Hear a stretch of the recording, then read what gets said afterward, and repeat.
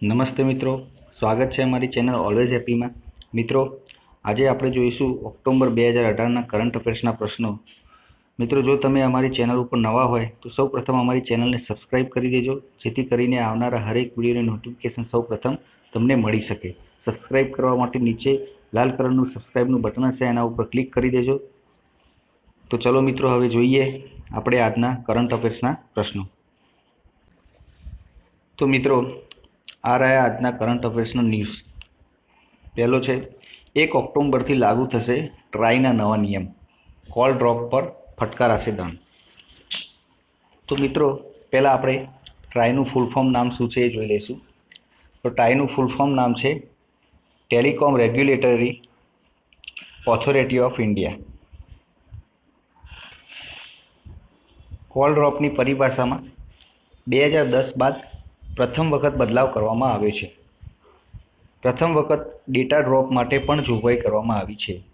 5 લાખનો દંડ ફટકારાશે।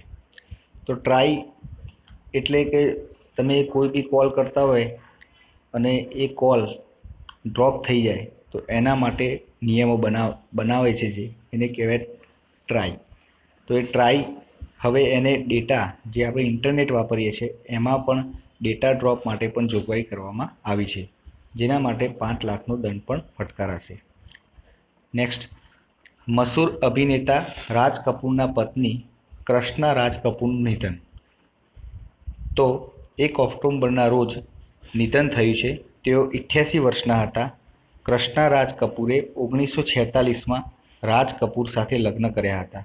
તેમને 5 બાળકો છે: રણધીર કપૂર, ઋષિ કપૂર, રાજીવ કપૂર, રીતુનંદા અને રીમી જૈન। આ 5 બાળકો છે।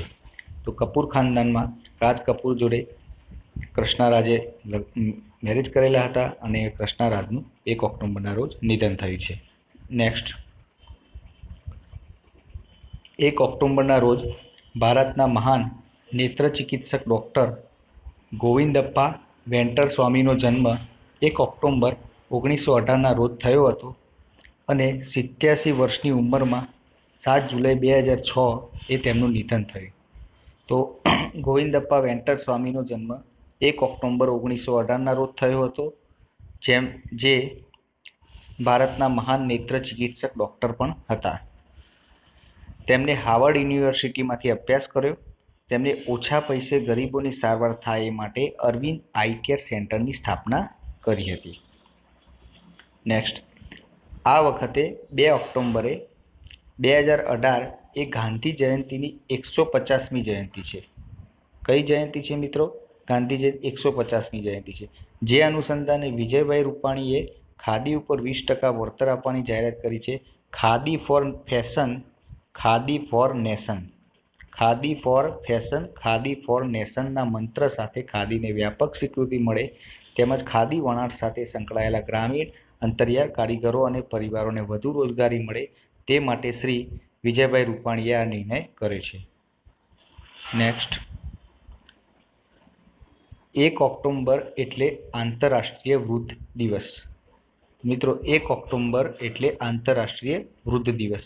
વિશ્વમાં ઇન્ટરનેશનલ સિટીઝન દિવસની ઉજવણી કરવામાં આવે છે, આંતરરાષ્ટ્રીય વૃદ્ધ દિવસ।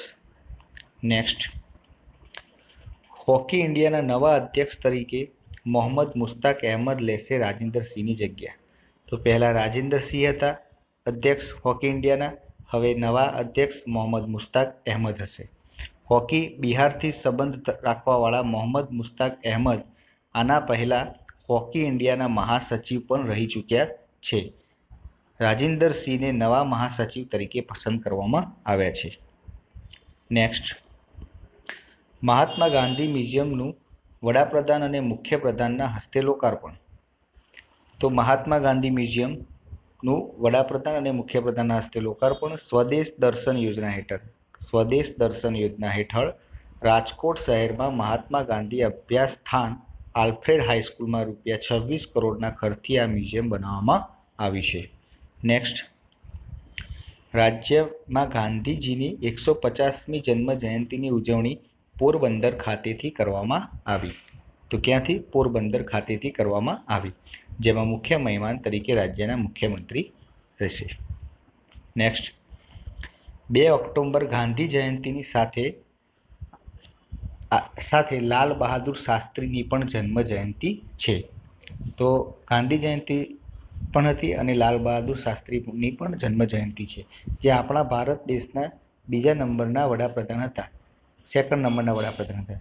જન્મ 2 ઓક્ટોબર 1904 અને નિધન 11 જાન્યુઆરી 1966માં. નેક્સ્ટ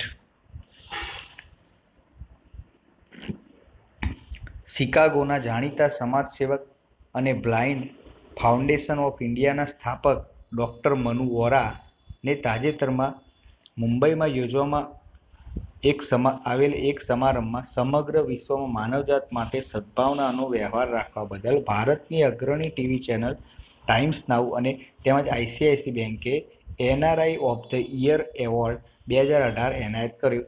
સમગ્ર અમેરિકામાંથી ડૉક્ટર વોરાને જ આ એવોર્ડ આપવામાં આવ્યો હતો. તો મિત્રો, આ રહ્યા આપણા આજના કરંટ અફેર્સના ન્યૂઝ. જો મિત્રો તમે પરીક્ષાની તૈયારી કરતા હોય તો અમારી ચેનલને સબસ્ક્રાઈબ કરી દેજો, જેથી કરીને આવનારા હરેક વિડીયોની નોટિફિકેશન સૌપ્રથમ આપને મળતી રહે. તો ચલો મિત્રો, જય હિન્દ, જય ભારત.